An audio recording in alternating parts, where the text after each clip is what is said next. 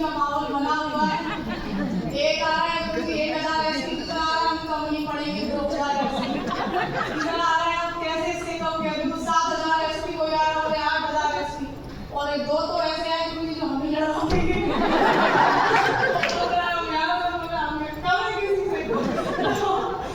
अच्छा लग रहा है कि आप नाम बनाने की एक लाइन में चल रहे हैं कि अगर किसी का नाम है तो नाम तो हमारा भी बनना चाहिए। अगर किसी शहर का नाम है तो हमारे शहर का भी नाम होना चाहिए, यही तो है ना। अगर किसी एक व्यक्ति ने कुछ हासिल किया, उसको वाहवाही मिल रही है, उसको प्रमोशन मिल रहा है, उसको लोग जान रहे हैं, तो हमें भी वाहवाही मिलनी चाहिए, हमारा भी प्रमोशन होना चाहिए, हमें भी लोग जानने चाहिए, यही तो होड़ है ना। और मैं कहूंगी कि हम लोग बिल्कुल सही होड़ कर रहे हैं। अगर कोई व्यक्ति किसी के लिए कंपटीटर बन गया है, किसी व्यक्ति ने अपना कोई कंपटीटर सेट कर लिया है, कोई भी व्यक्ति अगर कंपटीशन में आ गया